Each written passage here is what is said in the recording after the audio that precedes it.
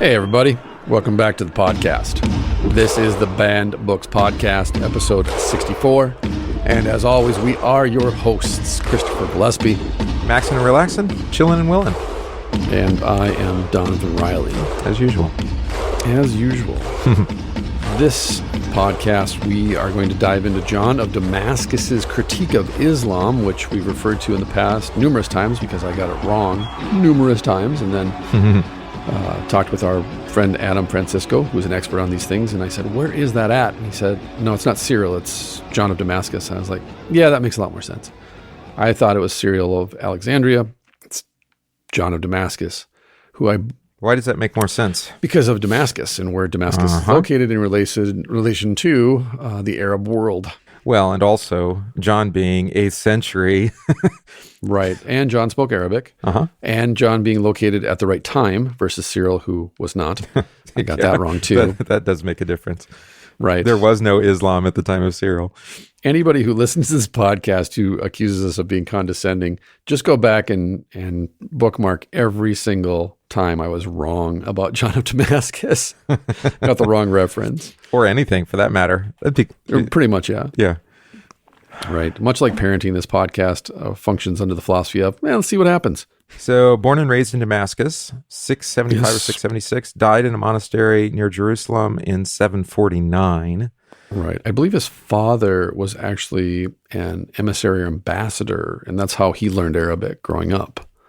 It says that he was a polymath whose field of interest, this is Wikipedia, in contribution included law, theology, philosophy, and music, said to by some sources to have served as a chief administrator to the Muslim caliph in Damascus before his ordination. Well, then I was wrong. It wasn't his father. It was him. Yeah. I wonder how he got that position, though. What was he doing? That would be interesting. To find out why. So we know him from really two primary things. Not this critique of Islam, but rather hymns and liturgy. Okay. Yes. So some of those are even in our tradition in the hymnal, and then also his confession of iconography, which we referred to in the last episode, actually. Yes. So he was a defender of the practice of icons, painting of icons, and making that distinction. How's the distinction go? They're not worshiping the icon. They are what? I can't remember the term now. Is it revering? No. The icon represents a window or doorway into the spiritual realm, so to speak, higher things. The higher veneration is the word I'm looking for. Veneration, there we go. Yeah. Veneration of the saints, veneration of these icons, right? Which, if you want to look up a dictionary definition of the difference between worship and veneration, have fun. Yeah, good luck with that. Right. One of those things that I think, again, is lost in translation over the centuries. But as I've mentioned many times before, and obviously in our current situation in the year of our Lord 2019, there is conflict between the Western world and Islam, or at least a radical sect of Islam, and has been now for a while, and kind of came to the forefront in 2001, September 11th, 2001. Yeah. And we're still in Afghanistan. We're still in Iraq, technically. Not, but we are. We're in Syria and other places at the recording of this podcast, and this is essentially a war against Muslim extremism. And as I noted, I think it would be very helpful for the Christian church. For example, where I live at in Minnesota, 40 miles south of Minneapolis, Minnesota, we have a large Muslim population, Somali Muslim, but also Eastern Arab Emirate and North African. Yeah. And the immigrant population, that Islamic population, Muslim population, has moved out of the Minneapolis area now and is finding its way into more rural areas, more rural cities. And there is a conflict now in the schools in particular between the students. And it's not just a religious conflict, it's a cultural conflict as well.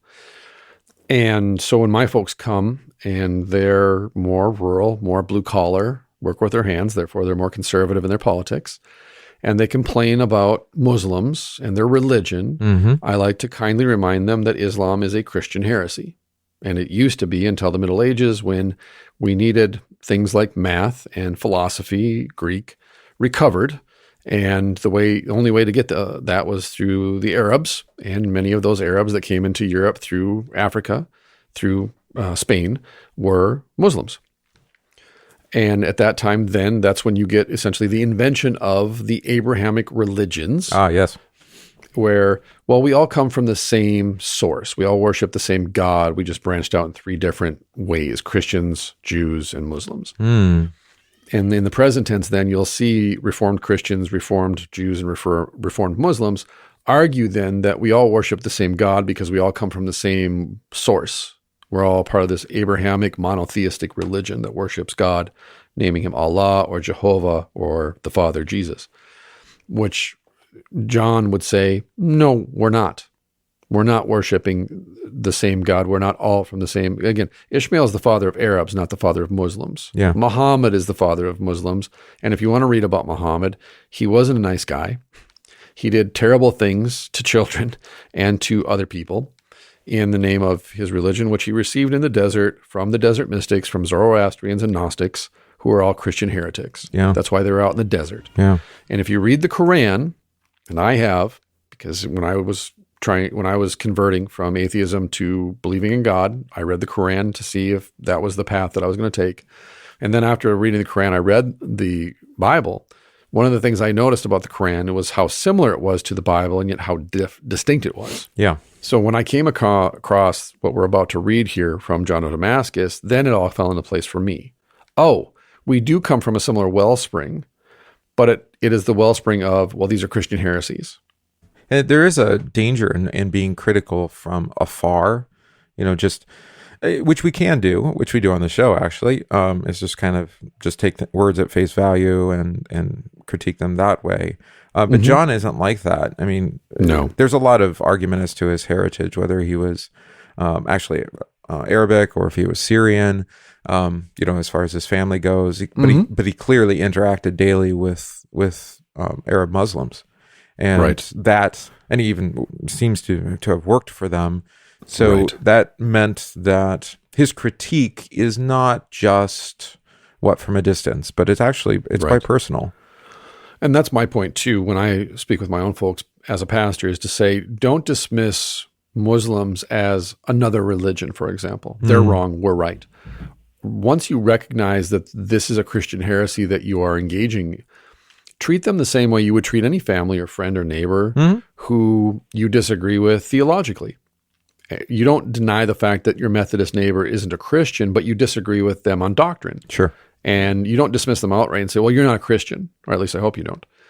But rather you seek to understand, well, how did you come to this confession of the faith in contradiction to my confession of the faith? Where does this come from? If we can treat our Jewish brothers and sisters and our Muslim brothers and sisters with similar deference, as you noted, not judging them from 10,000 feet, but rather entering into their confession and saying, okay, I'm going to walk with you, and recognize, they affirm the virgin birth? Yes, they do. They affirm that Jesus was real and that he was a prophet? Yes, they do. Do they affirm that he is the Savior? No, they do not. Right, yeah. And therefore, Islam is simply a religion of works. As any Christian sect or Christian movement is a religion of works, and we would critique it in like fashion. Or Christians who are what do we want to say? Judaizers, in the words of Paul. Right. Let's get back to not just to the time of the apostles, but let's reintroduce, the rights of the Old Testament. Right. Let's bring the Seder meal back, and let's have the temple sacrifice, or Ezekiel bread, or even things like circumcision. Yeah. Cleanliness laws. Exactly. Yeah. So there's some dangers there. I suppose we want to be careful not to remember. This is a sore spot for a lot of families, especially as, say, children or others convert away from the truth into falsehood. And now, how do you not take that personally? Well, absolutely. So it isn't easy to keep walking alongside them, as flesh and blood, neighbors.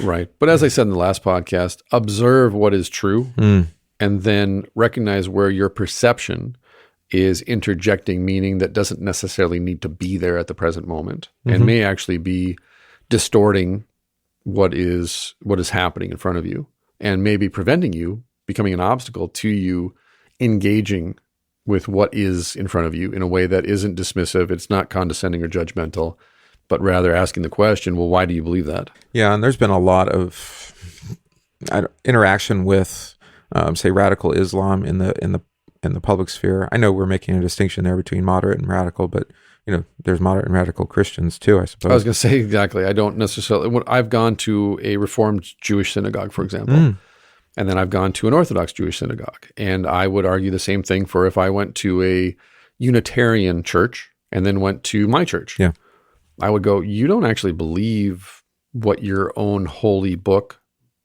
says you believe. Right. But my point being is that if you look at, like, say, the marketing of, say, ISIS, right, that, which they do quite well, actually, as far as using social media and that kind of thing, the appeal is not doctrinal necessarily, right? But that you wouldn't know that unless you actually interacted with somebody who converted.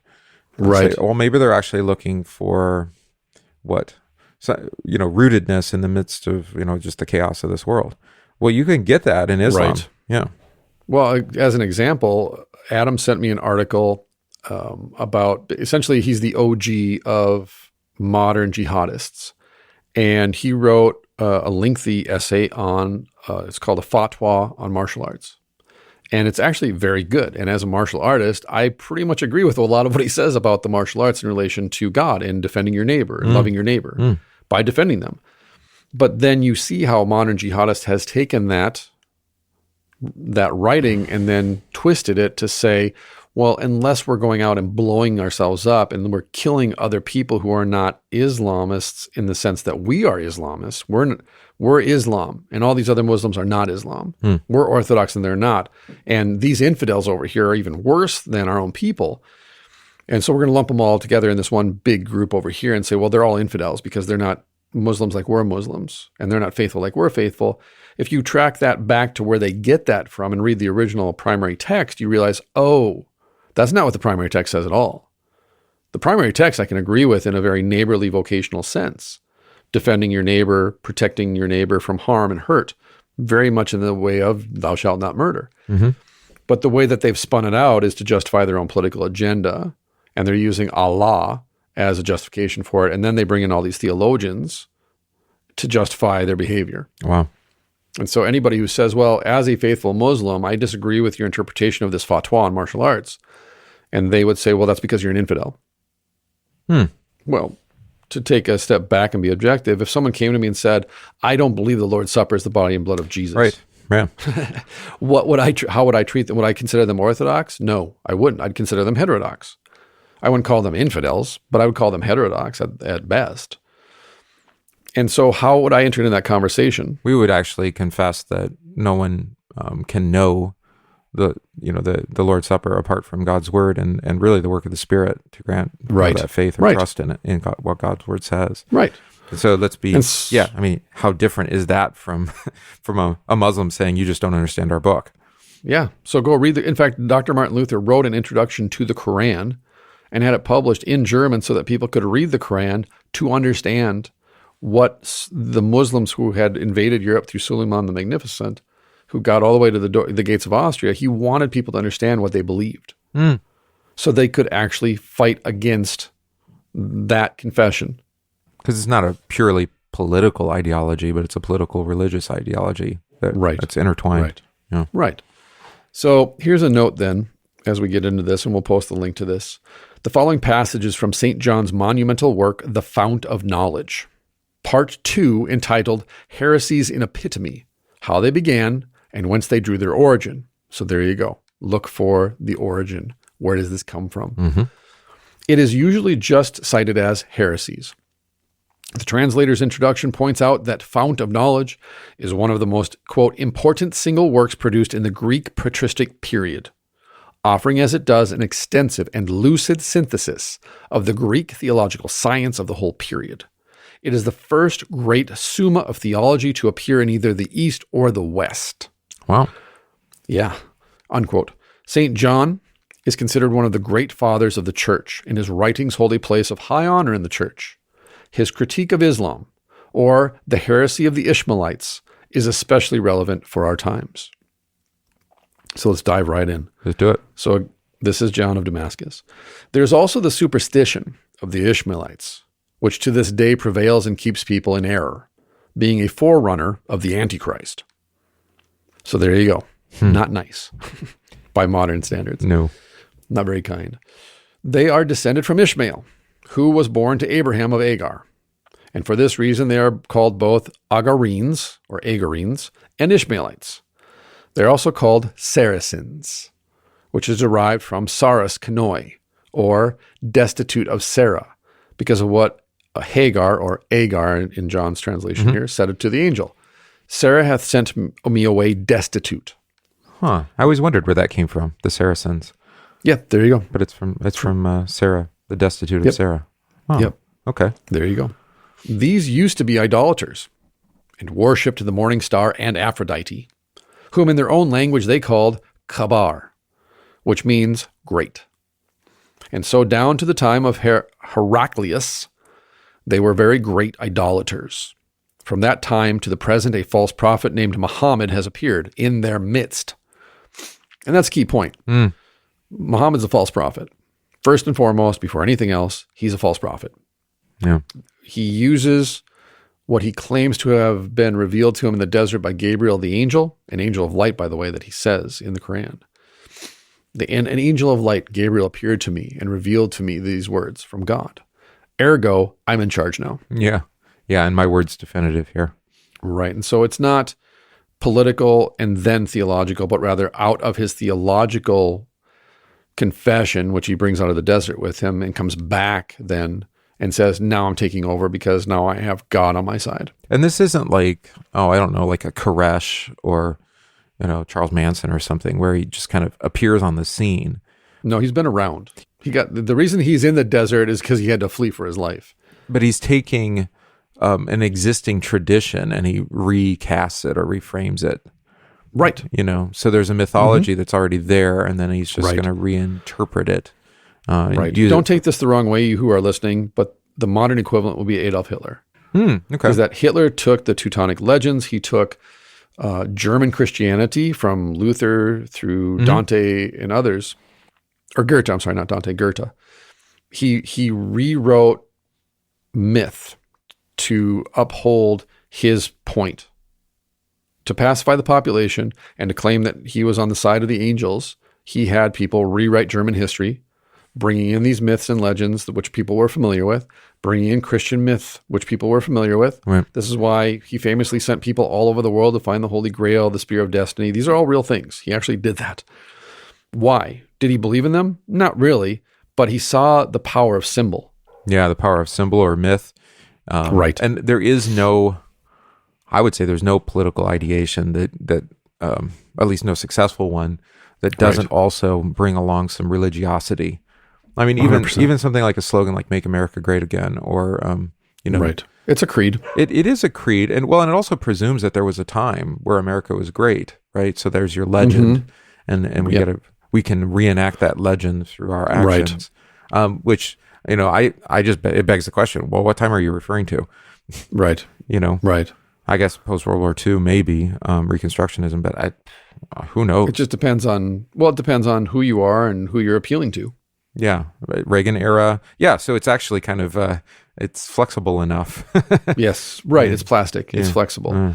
So in the same way, then Muhammad, he takes this language, he takes this mythos, he takes this symbology of children of Ishmael and exactly, and Hagar. Yeah, and then simply plays around with it, molds it to suit his purposes, and then returns and says, I have this revelation. Everything is clear now. I can see clearly now. Yes, the rain is gone. So from that time to the present, a false prophet named Muhammad has appeared in their midst. This man, after having chanced upon the Old and New Testaments, and likewise, it seems, having conversed with an Arian monk, devised his own heresy. This is probably the most important thing that we're going to read in the beginning here. I think so. We're probably going to have to do multiple. And this is something that I often forget. Islam is an Arian heresy. That's what it is. It's Arianism at its root. That's why when you read the Quran and then go read Arius or read Arius's followers, they line up almost perfectly. Right, because what's an essential Arian confession is the denial of the divinity of Jesus. Right. He's a prophet, and he's as close to God as you can get. Well, in Muhammad's case, he's the second closest to God you can get after the prophet. But that's the point, is that Islam is an Arian heresy. That's why John says it's a Christian heresy, not its own religion. Right, and he knows the Old and New Testaments well. I mean, that's another aspect of it. So you could, yes, it's not like he, it's just a hodgepodge of thing. It has enough of the truth in it that it seems more believable or more approachable. Right. 90% of any good lie is true. And this is probably a little bit of a rabbit trail we don't need to go down. But the story is strikingly similar to Joseph Smith. Yeah, sure. Special revelation from angels, right. tablets from heaven. Now you didn't understand it correctly, but now you do.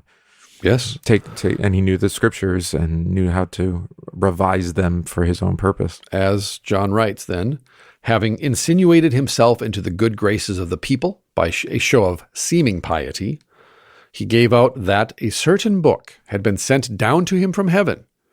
He had set down some ridiculous compositions in this book of his, and he gave it to them as an object of veneration. I'm surprised he lived as long as he did. Right? Yeah, he wrote this while he was serving the caliphate, right?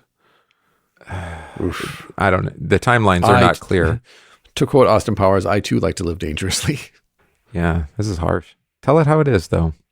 He says that, right? He says that there is one God, creator of all things, who has neither been begotten nor has begotten.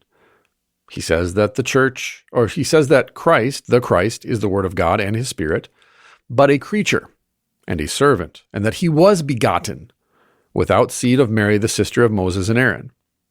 See it? Mm-hmm.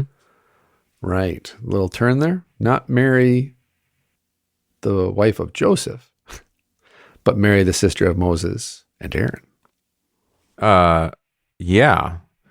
That's a very different person then. Then he says, the Word of God and the Spirit entered into Mary, and she brought forth Jesus, who was a prophet and a servant of God. And he says, that is Muhammad, that the Jews wanted to crucify him in violation of the law, and that they seized his shadow, not his body, but his shadow, a hologram, we would call it, and crucified this hologram, which is from Arius and also from Greek myth, the myth of Prometheus. Oh, they can project himself?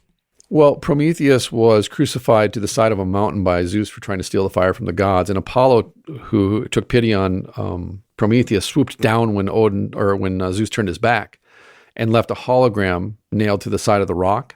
So every time Zeus looked to make sure that he was still there, it looked as if the crows were ripping out his entrails, pecking out his entrails, but it was really just a hologram. The real Prometheus was safe with Apollo. All an illusion. Yep, it's an illusion. That's an interesting idea that God would be so deceitful. Right. It's also the Gnostic teaching about Jesus' crucifixion. So not that he passed out or...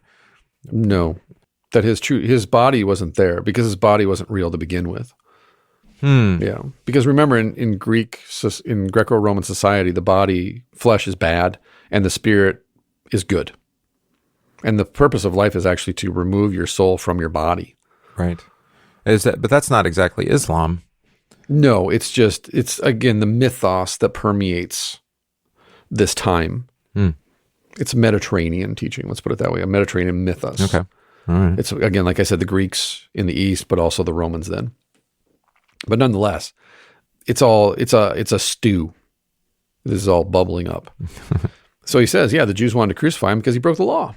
So they grabbed his hologram, his shadow, and they crucified this. But the Christ himself was not crucified, he says, and he did not die because God, out of his love for him, took him to himself into heaven, which, as I said, isn't in the Bible, but it is in Greek myth. Yeah. And like we said in the last episode, this is why in the present tense, because we become so permissive as Christians, we're like, live and let live, and let's not critique or let's not be critical of our confession of faith or others. This is why this stuff comes in and uncritically comes in. We just bring in this myth that isn't even in the Bible, and then we superimpose it into the Bible and say, well, this is what the Bible says. Well, what did the actual words say? That he was crucified. Where does it say that his body wasn't actually crucified? It doesn't. Oh, yeah. And we do the same with what our confession is about, what happens between death and resurrection for the Christian. Right. Is that, again, there's not much there, so we import all sorts of things Right. to try to say, well, we're golfing in heaven or something. Which I don't golf. I guess I'll learn how to golf in my perfected state. There we go. Hole in one every time, right? What fun would that be?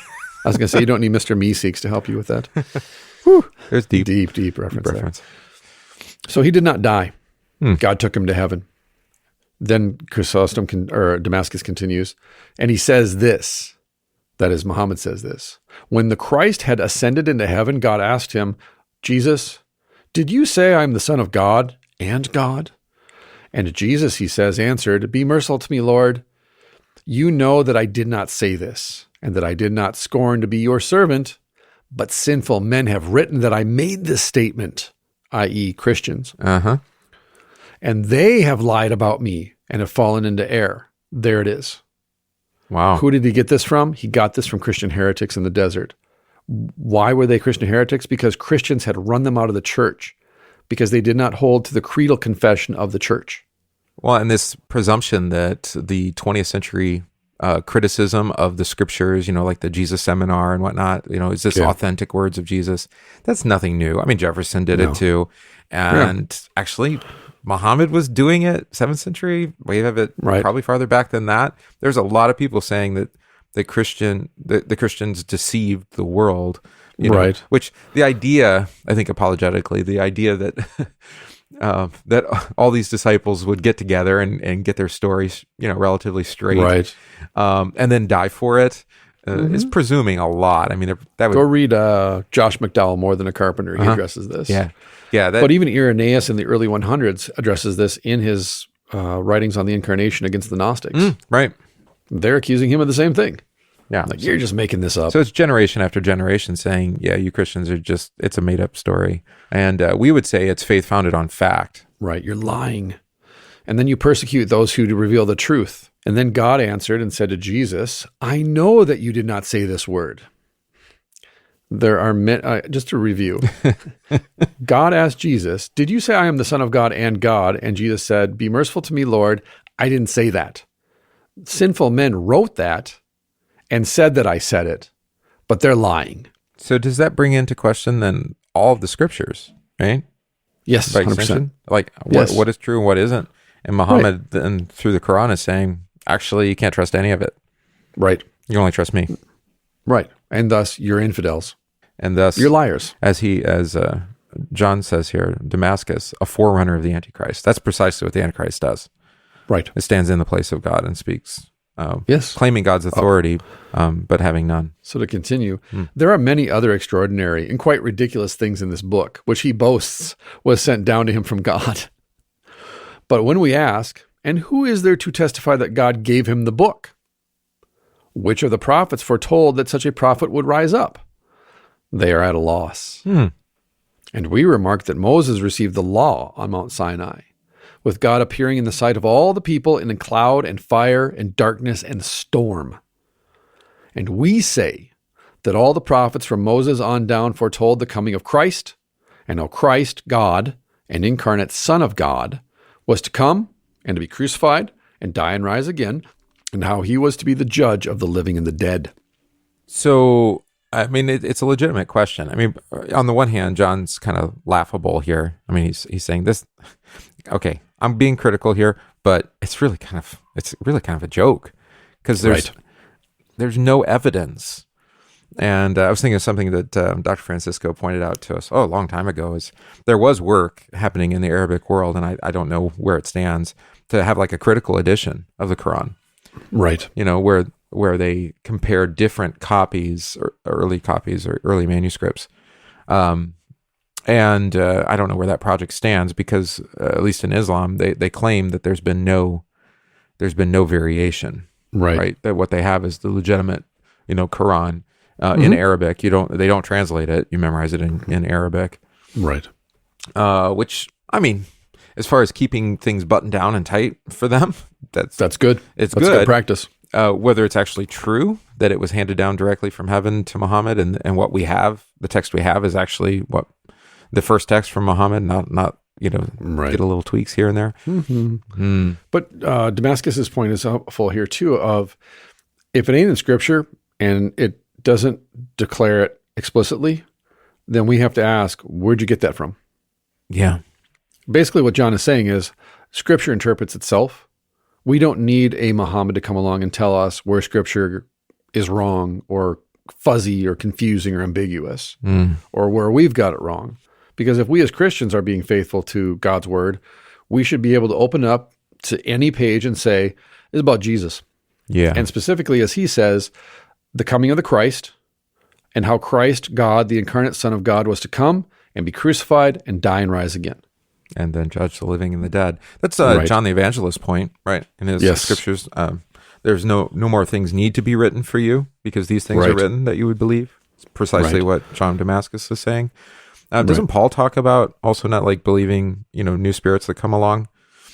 Colossians, right? I'm trying to remember Is that where in it was. Colossians? Yeah.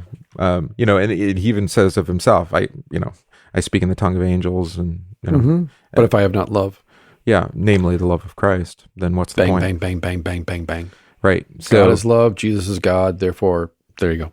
I mean, in a way, Paul is well, at least aware that there's going to be false and misleading prophets coming down the pike from now on out, coming Right. along and saying, having new and special revelation, whether it's the Gnostics or Arian or Right. whoever.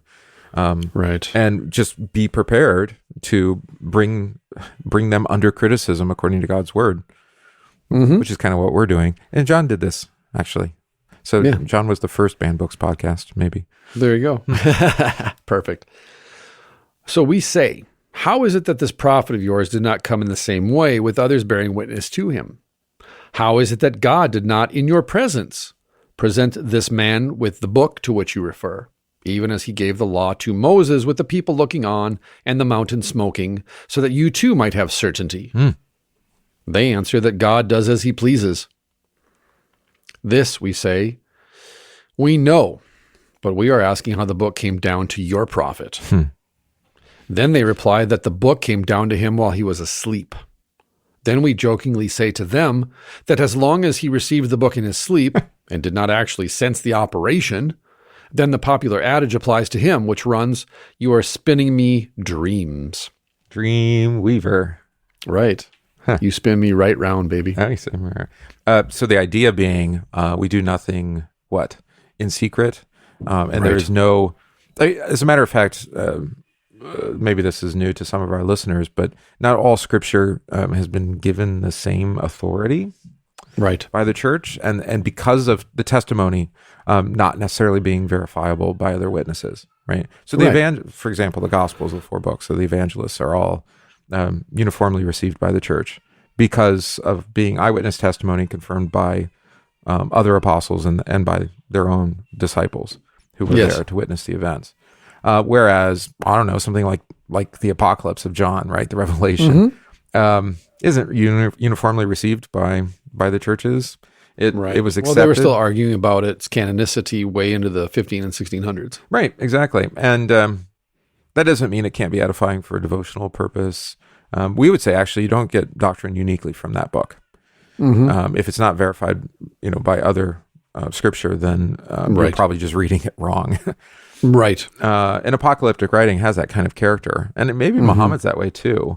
I mean, he's writing this kind of apocalyptic, but it's like a unique vision. Now, granted, John the Evangelist, maybe is John the Revelation guy too. So maybe he has some authority there to give this sort of thing. But he alone sees the vision. So how can you even verify it? Right. And he was asleep when he got it.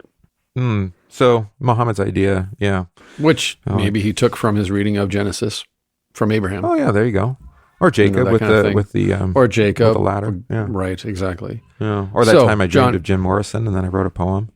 There we go. Exactly like that time. Oh, okay. It's like, where'd this poem come from? Oh, it was Jim Morrison appeared to me in a dream. Awkward silence. I was also very sick. I've never told you that story, did I? Derailed. So John continues, when we ask again, how is it that when he enjoined us in this book of yours not to do anything or receive anything without witnesses, you did not ask him, first, do you show us by witnesses that you are a prophet and that you come from God? and show us just what scriptures there are that testify about us, they are ashamed and remain silent. Right. And a witness could be another person, or it could be activities, right? Right. And by prophecy, I think what John is referring to specifically is what actually, to quote the book of Revelation, chapter 19, verse 11, I think, that the spirit of prophecy is testimony about Jesus.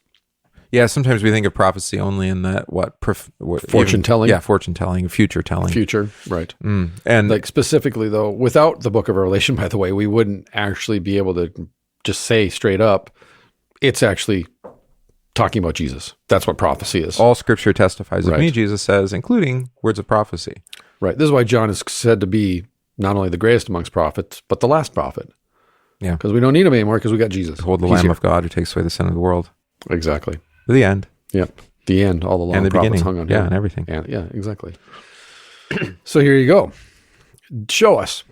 You got any witnesses? Show us. And it could be Yeah. works, right? It's not just other people, confirming his testimony or the vision of the angel or whatever it is. Right. But even like show us proof, that you are Right. who you say you are, strike the Right. stone or I don't know, some kind of miracle. Pull the sword from the stone, lift the hammer. Yeah, that that'll kind work of stuff. too. Yeah. There we go. Then we continue. Although you may not marry a wife without witnesses, or buy or acquire property, although you neither receive an ass nor possess a beast of burden unwitnessed, and although you do possess both wives and property and asses and so on through witnesses, yet it is only your faith and your scriptures that you hold unsubstantiated by witnesses. For he who handed this down to you has no warranty from any source, nor is there anyone known who testified about him before he came. On the contrary, he received it while he was asleep. So in other words, why should we trust you? Right. For what, under what kind of assurance, what kind of confidence, what warranty, that word there. Yes. How do we even know that you're Right. not just a fraud, a You liar? were in the wilderness. You were alone. You were asleep. There's no one there with you. So exactly how did this happen? Yeah, when you have those sorts of occasions, you just generally keep it to yourself. Right. And oh, by the way, you're denying that Jesus is the Son of God, the Savior, the Christ? Even though all of Scripture, at least according to us liars, testified that that's exactly what Scripture is about. Mm-hmm. And Right. there were many eyewitnesses that actually saw him die and rise, which is kind of an Yes. important point here. Right. More than 500, too many to include in this book, as John says. Mm-hmm. And now no one saw you with the tablets. Oh, that, by the way, I mentioned Joseph Smith before, did the same thing. Destroyed Yes, the he golden did. tablets after he translated them. Right. No witnesses. Mm-hmm. So, yeah. Funny how that works. Mm. Let all things be brought out into the light of day. Something about the truth. Yeah, so we this is really helpful for Christian apologetics, how John goes about it here, because that's all. Like I said, with manuscript evidence, with the Quran, we actually allow the scriptures to be subjected to that kind of scrutiny. Absolutely. I would say, maybe according to the flesh, we're a little concerned that maybe it'll all get found out to be a fraud, but we allow Of course. ourselves to be open to that kind of scrutiny. It's Right. just demonstrate to us that it's all made up. Right. And I say that. Yeah. National Geographic comes out with, the gospel according to Judas or some nonsense, right? And you say, okay, fine. I see you have this manuscript. Prove to me that that's not a fraud. Show me that it was received by the church. Show me the other copies. Well, we only have this fragment and we're kind of making up the in-between words. And okay, so this was some nutcase out in the middle somewhere that wrote this, and some other people kind of liked it and kept it. Right. But it's kind of like, unfortunately, don't take offense to anybody in my congregation that's hearing this, but many of the books of Christian fiction in the church library, you're like, yeah, it was popular for a moment. And then people are like, yeah, that's just not really helpful, that Christian fiction, because it's really fiction. Right. It's not so Christian, actually. Right. 100%. Exactly. So let's Funny get back how to the that text. Yeah. Right. And this is what I tell teammates, training partners that are atheists or agnostics. I'm willing to acknowledge that everything that I believe is absurd, that a talking snake nudged a naked woman in the direction of some fruit, and then everything went to hell between us and God, and a donkey preached the gospel, and a virgin gave birth to God, and so forth and so on. God died. Flesh and blood. God died and then rose from the dead. I eat his flesh and blood every Sunday morning. if you can't embrace the fact that, as Tertullian said, to paraphrase Tertullian, I believe because it's absurd. Mm-hmm. And therefore, what I say is, I'm willing to be proven wrong about everything I believe.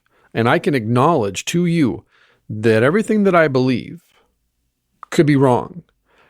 But there's one thing that I believe that I cannot deny, that a man died and 3 days later rose from the dead. Yeah. That's the one thing in the entirety of the Bible that I believe is true. Right. Beyond a shadow of a doubt. Because there's witnesses. And not just 10 or 12, over 500 over the course of a month, more than a month. And hostile witnesses too, Right. Jewish and Roman sources. Yes, Yeah. 100%. Oh. And therefore, I'm willing to accept if you can show me that everything I believe is false.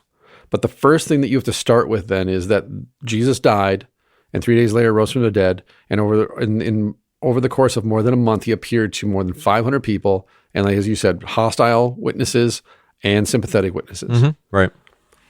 This is not something that just happened in secret. No, and that is a distinguishing. And we have extra biblical testimony about this too. That's the thing. Yeah, and that's the distinguishing mark of the Christian confession, which we've probably said before, probably in regards to Christendom when we were talking about that to allow ourselves to be open to that scrutiny, to be Right. proven wrong, is unique. Because, like you say to Muhammad, well, prove it. And he's like, I don't need to. Right. And that by definition, I think, is what you would call like religiosity, or just, religion. Yes. is Straight up. Believing something despite evidence, despite Right. Your own heart, etc. What you know to be true. In Christianity, in the worst sense, is like that. It's just spiritualism. Well, and if you have to enforce your beliefs through violence, you don't actually believe that what you're confessing is true. God doesn't need your help. He doesn't need your protection. He can take care of himself. That doesn't stop Christian church from trying too. 100%. Augustine talks about this in The City of God. Yeah. He mocks the Roman gods because they need guards protecting the temple so that people don't rob the temples and smash the statuary and do all kinds of things. He's like, Christian churches don't need guards. No, and they have windows. But I was also thinking in terms of, those, I would say, heterodox or, mixed up Christians who Right. try to rule their church and really overwhelm like bad behavior by rule of law, through terror, Yes. actually. And well, and I talked about this on another podcast that I do, the Warrior Priest podcast.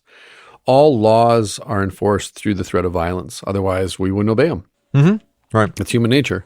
I don't stop at the stoplight because I want to. I stop out of, one, the threat of being T-boned by an oncoming vehicle, but more so, two, cops, police. Yeah. That doesn't mean it isn't good for you. Right. And that it doesn't. It has nothing to do with good or bad. It has to do with, again, my perception of, I don't feel like stopping. Mm-hmm. Yeah, so then you run up against your own nature, which rebels against any kind of authority figure. Right, exactly. Well, we're all anarchists by nature. Yeah. And this is the consequences that within the Christian church then, yes, we have doctrine, we have our practices, we have our traditions, which we follow Paul here. These are for the purpose of good church order, so it's not chaos because God is not a God of chaos. Mm-hmm. And yet simultaneously, in the freedom of the gospel, we do not seek to enforce through threats or actual violence our beliefs on anyone. That's when you know it's gone wrong. As a matter of fact, it's probably the best part of what we might call our witness or evangelism is that, no, you're free to come here and listen. That's it. Just listen. I'm not going to make you believe anything. Mm-hmm. And you're welcome to be here. You don't have to actually make any kind of commitment to step in the door. Right. It's all gift. We actually think that the word working by the Spirit will do its thing and that we don't have to force it. And we've talked about this at length. This is the difference between understanding the language of instrument versus the language of agency. Mm-hmm. The Bible, at least, and all pre-modern Christians, for the most part, speak of instrumentation. We are the instruments of the Spirit. We are the instruments of the Word. You'll notice a guy like Arius, for example, he speaks in the language of agency, though. He's kind of an OG of the Enlightenment world, that God can't accomplish his will in and through us without our help. Wow. This is what gets Jesus killed, by the way. Yeah, that's right. And that's the problem that we have, that we all have, not just Islam or Judaism or any other religion. This is the problem that we all have with what the scriptures confess about Jesus, that he is the subject of every verb having to do with salvation. Like we talked about in the last episode with the Chad Bird hymn. Right. No, Jesus runs all the verbs of salvation. We just receive, and when it comes time for us to take a verb for ourselves, it's about sin and ruination and damnation and rebellion. We get all the negative verbs. Well, and then the other aspect here is that, yes, it's all Christ running the verbs. It's he's the one that gives, but he doesn't do it in a vacuum, and he doesn't do it, what do you want to say, without witness, without, even subjecting himself to the scrutiny of the law, I guess we would say. Right. I mean, he does nothing in secret. He does everything in open. He even testifies to that, before the Roman court. Well, and to the point, Jesus subjects himself to the very violence that I'm talking about in order to set us free from that. Yeah. This is the point of martyrology. When you study martyrology in the martyrs, why? They're set free from having to respond with an eye for an eye, a tooth for a tooth. If someone picks up a rock to hit you and stone you to death, you don't pick up a bigger rock. You simply, like Stephen does, right, in a very Christ-like iconography, he looks up to the heavens, he says, Father, forgive them, they don't know what they're doing, and then they smash him with rocks. Yeah. And again, we know that's true because Paul was a witness to this. And others, obviously, but Paul in particular. But that's the point, is that Jesus suffers himself to be violated with this hostility that is inherent in us by nature. That violence of, you must obey the law in the way that we have interpreted the law. And Jesus says, I know the purpose of the law. I'm the one who gave it to Moses. Before David was, I am. Before Abraham was, I am. Yeah, and allowing himself to be subject to that kind of violence. I mean, a parallel would be in our own context, the way that there's all these various social movements, some of which are intentionally hostile towards the Christian faith. I don't have to name any. Just think about, how loud and sometimes violent they are. And then there's Christians, and actually somebody asked me this the other day, well, why don't we fight back? I was like, because we don't. Because that's just like Christ. We suffer it. And we suffer it silently often, or quietly, but not violently. We receive it, but we should fight back, and we should defend the truth. And, well, sure, say the words. Let's see how far that gets you. Right. They're going to be louder. They're going to hurt you. They're going to harm you. That's fine. That's actually part of the deal. Right. What you believe is more powerful than anything they can throw at you, which is resurrection. Right. Exactly. And just as a side note, and kind of, I think we'll wrap this up a little bit earlier here, because I have actually a conference call where we got to talk about how to market my book that comes out finally in August 1st, supposedly. But also just because there's so much more to cover. Yeah. From John here. We want to get back to this. One of the guys I listened to, a podcast I listened to, he grew up Roman Catholic, so he's a hardened atheist now. And he was asked the question is, why is it okay to mock Christians publicly but not Muslims? And his response, I think, is at least thought-provoking, is that if you mock Muslims, there's always the threat that they're going to come for you. Yeah, what was the cartoonist in France? Right, Charlie Hebdo. That's it. Right. That if you mock Islam, they could come and kill you. There's the whole incident in Texas, and the billboard, and the Draw Muhammad contest, and all this stuff. Right? I sent you the one about the Photoshoppers turning the ISIS people into rubber ducks. Right. Yeah. Right. That may not go well for you guys. Right. But that's his point, is that we can't the media won't mock or won't criticize Islam because they're afraid of Muslim extremists. They'll openly mock and be overly prejudicial towards Christians because Christians' attitude is, we'll pray for you. It's like, just bring it on. We'll just pray for you. Right. Exactly. Bring it on. And like I said, whether you agree or disagree with the point that he's making, it's still thought-provoking of, if we Christians are on point with our confession of Christ crucified for the sin of the world, and someone mocks our confession of faith, we can say, I can see your point, but I still believe this, and I'd love to talk to you about it. because I believe that God's word, I believe the gospel, I believe the Holy Spirit is at work in this conversation, because I believe I can't confess Jesus Christ as Lord unless the Holy Spirit produces that confession through me. Let's have the conversation. Yeah. Versus, if you don't take that back, I'm going to come to your house and I'm going to light it on fire. I'm going to beat you right now if you don't agree with this. Yeah. And whatever it might be. At the time of the Reformation, Luther says this, and I think you can make the apologetic point even today, is that, look, even passivity, from Christians, it hasn't resulted in the undermining of the Christian faith. Right? We haven't seen the church fail and be destroyed by enemies as Christians just receive. As a matter of, maybe as a matter of fact, but at least at times where the church is under oppression, then it flourishes. You're like, how does that make any sense? That seems upside down and backwards. Like, the gospel thrives in crisis. Well, it does. Yeah. So maybe pastoral practice. Never waste a good crisis. That wasn't actually in the Bible. I was going to say, if I shoot myself in the foot, the gospel will come to the fore. Yeah. No, that's not quid pro quo. Trouble will find you. Don't worry. Right. Yeah. Well, that's, as one theologian said, the doctrine of justification is a polemical doctrine. That preaching Jesus Christ crucified for the forgiveness of sins will draw Satan's fire. Death and sin are the rod and staff of Satan. You don't have to go looking for him, as C.S. Lewis writes. If you want to find him, he'll come. He'll find you. If you want to get to know him, if you want to have a conversation with Satan, if you want to play with him, he'll find you. Yeah. And one way is to hold fast to Christ and the confession of the true faith and 100%. see what comes. So we'll wrap it up there, and we'll come back next week with another episode on John of Damascus and his critique of Islam, because as we noted at the very beginning, this is, well, one, it's just really good stuff.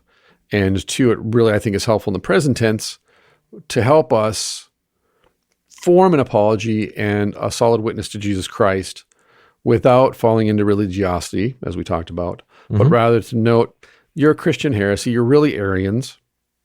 So let's go back and read Arius. And maybe that's what we'll do after we read this. We can go back and read Arius. Yeah, there you go. And have that conversation for the listener too, to say, well, what is Arius or the Arians? What do they believe? And how does this line up with modern Islam? Does it even? Really the most popular Christian heresy of all time. Exactly. It really is.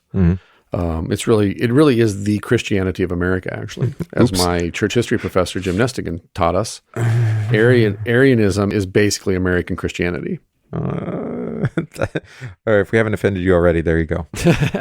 If you don't know what it is, we can't offend you. So there you back go. In a couple episodes and we'll cover that one too. Okay. But again, thank you for listening. Thank you for engaging with us, sending us your emails and your recommendations. We definitely have enough for another Q&A episode sooner than later. So we'll queue up for that too. But like I said, I love this stuff. I love going back to the early fathers too. And they kind of give us that first person perspective on stuff that over the centuries has just kind of gotten obscured and layers of meaning have been thrown on top of it. And so in the present tense, we end up saying, well, Islam is just a different religion, but we all worship the same God. Abrahamic. No. Yeah, we're not. We're not. And this is the proof. So good. Yeah. Awesome. Thank you so much. And we'll come back next week. We appreciate all that you do to support this podcast and everything we do at 1517. We love you. And we'll see you next week. Peace.